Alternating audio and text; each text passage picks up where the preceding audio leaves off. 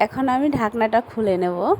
ঢাকনাটা খুলে নেওয়ার পরে আমি জাস্ট ফিদা হয়ে গেছি যে এত ভালো করে কিভাবে আমি রান্না করতে পারি, এত সুন্দর ফ্লেভার। হ্যালো বন্ধুরা, আজকে আমি রান্না করেছি কাচ্চি বিরিয়ানি। তো অনেক দিন থেকে ভাবছিলাম যে কাচ্চি বিরিয়ানি রান্না করব এবং আপনাদের সাথেও শেয়ার করতে যাচ্ছিলাম। তো শেয়ার করে নিলাম। আমি আমার কাচ্চি বিরিয়ানিটা এখন প্লেটে ঢেলে নিচ্ছিলাম। লুকটা এত ইয়ামি ছিল যে আমি বিশ্বাস করতে পারছিলাম না, এত কিউট আমি এত ভালো করে রান্না করতে পেরেছি। আচ্ছা, যাই হোক, এখানে কথা হলো যে বিরিয়ানিটা তো বাহির থেকে কিনে আনা খাওয়া যায় পারফেক্ট, কিন্তু ভিতরে যে কত ধরনের প্রশ্ন জাগে, কত ডাউট থাকে যে আসলে এটাতে কী দিয়েছে বা এটা কী খাচ্ছি তো টেস্ট লাগছে, তারপরেও ভিতরে একটা ডাউট থেকেই যায়। যাই হোক, এত ডাউট সব এক পাশে রেখে নিজে রান্না করে ফেললাম কাচ্চি বিরিয়ানি। তো কাচ্চি বিরিয়ানি রান্না করার জন্য এখানে আমি খাসিটা ব্যবহার করেছি।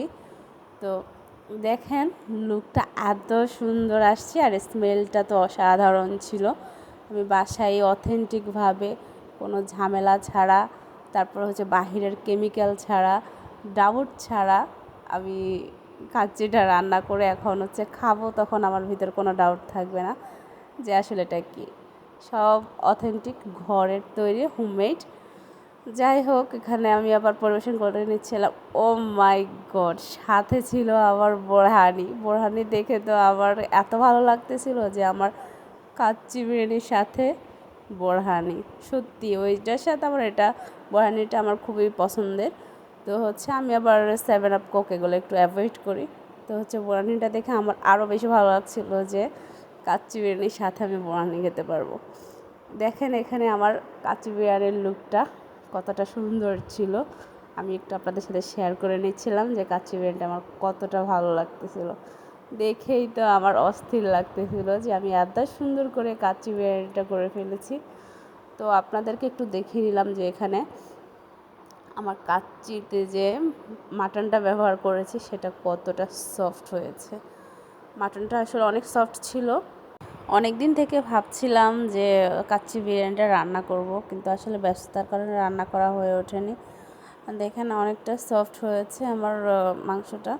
তো দেখে আমার ভালো লাগছিল এবং আপনাদের সাথে একটু শেয়ার করে নিলাম যে এটা সফটনেসটা কতটা সুন্দর হয়েছে। যাই হোক, নিজেই বাসায় রান্না করতে তো অনেক সময় লাগে। বাসায় এটা যখন রান্না করি তো সময় বেশি লাগলেও আসলে ভালো লাগে যে এটা অথেন্টিক, ঘরে কোনো ভেজাল নেই, অন্য কোনো খাবার কেমিক্যাল নেই, এটা মনে পড়লে আসলে খুব ভালো লাগে।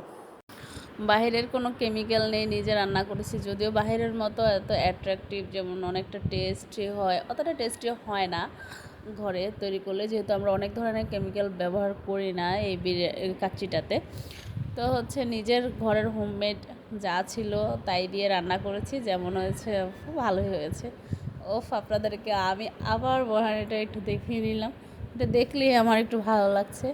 এখানে আবার দেখেন আমার ভাই এবং আমার হাজব্যান্ড দুইজনকে একটু দেখিয়ে দিলাম যে ওরা বসেছিল আমার কাচ্চি বিরিয়ানি খাওয়ার জন্য। এখানে আমার হাজব্যান্ড বলছে এই সবটাই আমি খাবো।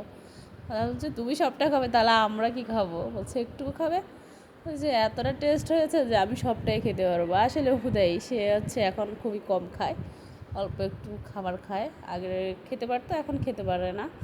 তো যাক, আমি এখানে টেস্ট করতে বসে গেলাম যে আপনাদের সাথে শেয়ার করি আমার রান্না করেছি, এখন খাওয়ার ভিডিওটা শেয়ার করছি যে কতটা মজার ছিল।